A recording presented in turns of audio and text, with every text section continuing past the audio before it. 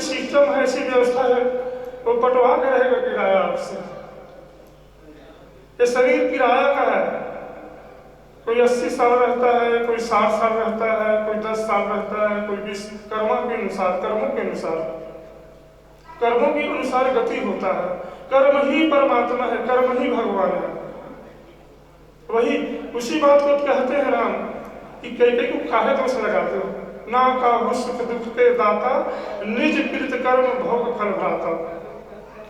तो कभी कह रहा है कि आए के क्वार्टर को क्या तू संभाले, और जिस दिन तुझे घर का मालिक निकाले, लेकिन इसका किराया तुझे भरना पड़ेगा।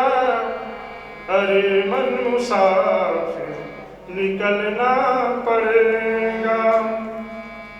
आएगा नोटिस तो जमानत न होगी, तेरे पल्ले में अमानत न होगी। जब नोटिस आता है, आप कहेंगे कि मैं अभी भजन नहीं किया हूं, अभी मेरा काम बाकी है, रुक जाओ।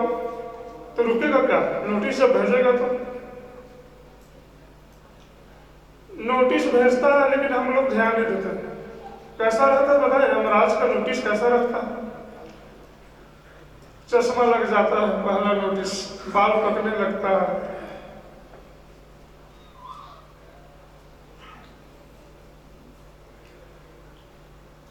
कहते हैं आएगा नोटिस तो जमानत न होगी, तेरे पल्ले में अमानत न होगी। फिर क्या होगा? होकर के कैद तुझे चलना पड़ेगा। अरे मन मुसाफिर निकलना पड़ेगा। आप इस जगत में कैदी की तरह मत रहो। हम कैदी की तरह जी रहे हैं, पक्का बता रहा हूं। जैसे जेल में कैदी भी रहता है और जेलर भी रहता है। कैदी परतंत्र रहता है और जेलर स्वतंत्र रहता है, दोनों जेल में रहते हैं। हम यहाँ आए हैं लेकिन कैदी की भांति हैं, हम परतंत्र हैं, इंद्रियों के गुलाम हैं। तो कहते हैं कि हो करके कैद तुझे चलना पड़ेगा। अरे मन मुसाफिर निकलना पड़ेगा।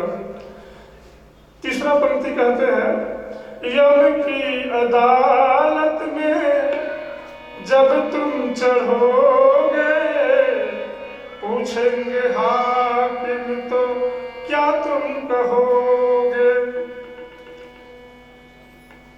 यम का अपभ्रंश शब्द है जम, और जम का अर्थ होता है, ज का अर्थ होता है जन्म लेना, और म का अर्थ होता है मर जाना, मृत्यु को प्राप्त कर लेना। उस बारीक तंत्र को जो समझ लेता है, जन्म जहां से जन्म मिलता है और जहां से मृत्यु मिलता है, जहां से संयोग होता है, जहां से वियोग होता है, उस अदालत में जिसको कल मैं बता रहा था, सूक्ष्म शरीर, मृत्यु के समय सिर्फ स्थूल शरीर गिरता है, सूक्ष्म शरीर नहीं गिरता। और परम मृत्यु के समय सूक्ष्म शरीर भी गिर जाता है। फिर आत्मा का कोई न जन्म होता है न कोई मृत्यु होता है, वो सागर में विलीन हो जाता है। जैसे एक बूंद सागर में मिल जाता है, वैसे ही आत्मा विरान में विलीन हो जाता है। तो कवि कहता है, जम की अदालत में जब तुम चढ़ोगे, अब पूछेंगे हाकिम तो। हाकिम शब्द मुस्लिम शब्द है। हाकिम का अर्थ होता है जिसके हक में ये शरीर है। तभी तो आप लोग यहाँ आए हैं। वो बेदखल कर दे तो कई लोगों की यात्रा दूसरे जगह है। किसी न किसी के हक में है भाई ये शरीर, पक्का बता रहा हूँ। आप अनुभव करके देख लो, मैं प्रैक्टिकल बात कर रहा हूँ।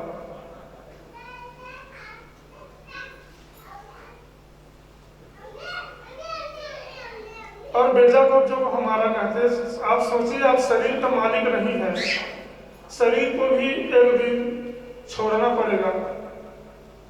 ये श्वास का भी हम मालिक नहीं है।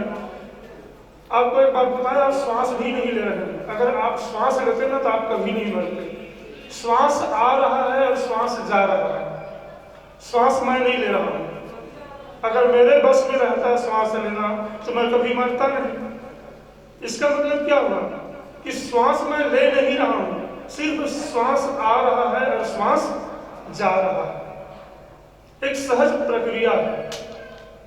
हम श्वास के भी मालिक नहीं है, शरीर के भी मालिक नहीं है। अब आप कल्पना करो तो कितना जंजाल हम फैला कर रखे हुए हैं। परमात्मा से हम कितना दूर हैं बताओ। अंतिम पंक्ति कहते हैं, गुरु की न माने तो जब राजा मनवाएंगे, अब तेरे कर्म डंडे मार तुझे भोगवाएंगे।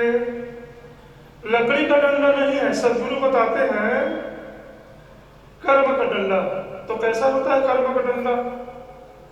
कहते हैं कई लोग कि जब कुदरत का जब मार पड़ता है तो आवाज नहीं आता। अब पक्का बात है। हम भले कहते हैं कि ऐसे किए तो ऐसे हो गया, ऐसे नहीं करना चाहिए था, ऐसे हम कई ठो गणित लगाते हैं, लेकिन घटना हो जाता है।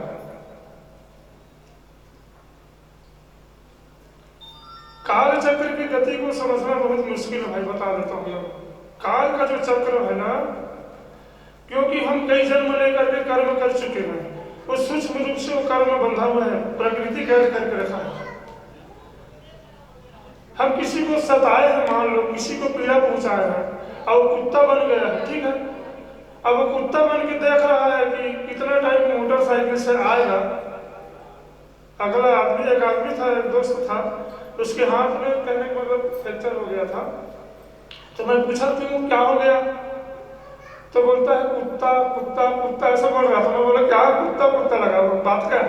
बोले कि मैं जा रहा था, कुत्ता आ गया और मैं गिर गया और मेरा हाथ फ्रैक्चर हो गया। आप क्या कहते हैं?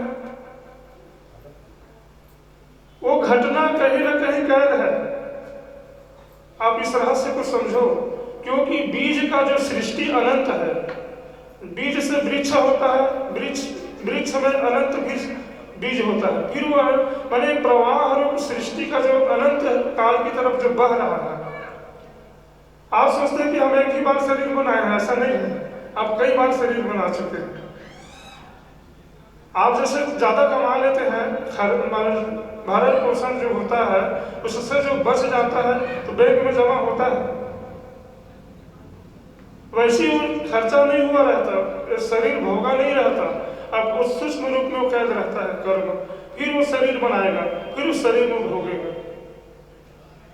तो कहते हैं, गुरु कहते हैं मान जाओ, अच्छा कर्म करो, कर्म आपके हाथ में है और कोई चीज नहीं है आपके हाथ में, कोई भी चीज नहीं है। बताओ मेरे को, आपके हाथ में क्या है? आपके हाथ में केवल कर्म है। आप अनुभव कर लो इस बात को।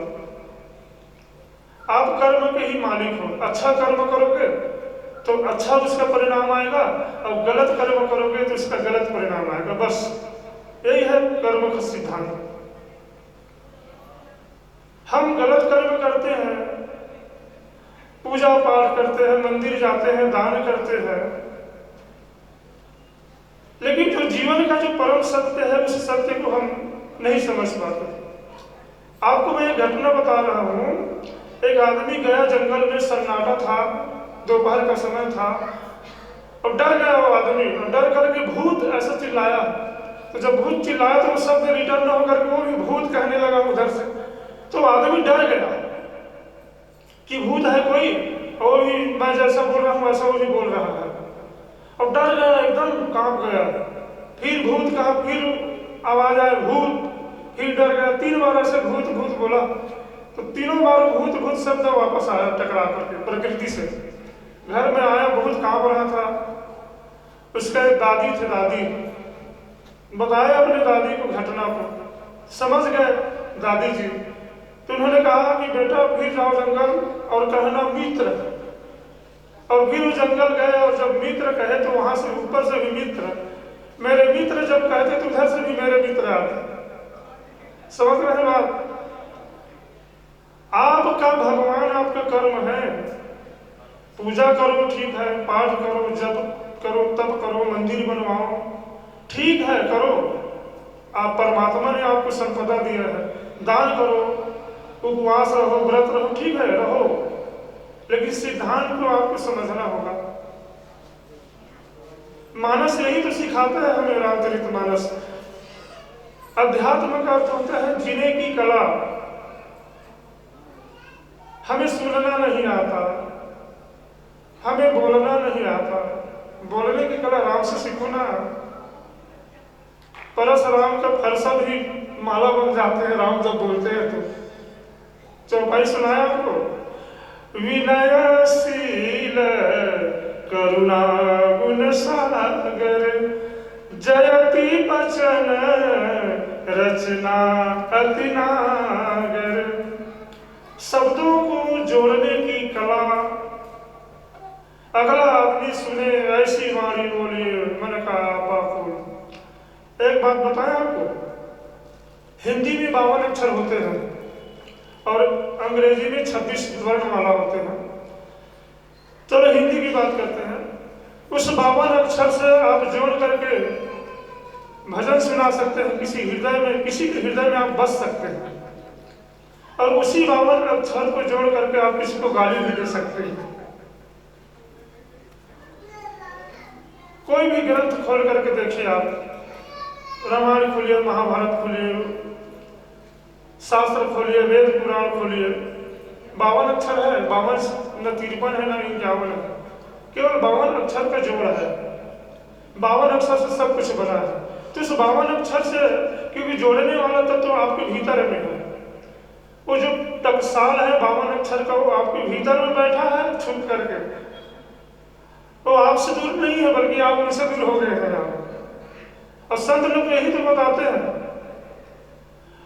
और इस संस्थान, एक संस्थान का निर्माण आप सबके आशीर्वाद से भी किया हूं मैं, आध्यात्मिक जागृति मानव सेवा संस्थान। और इस संस्थान को मैं विस्तार भी देना चाहता हूं और आप लोगों का आशीर्वाद भी मैं चाहूंगा हमें।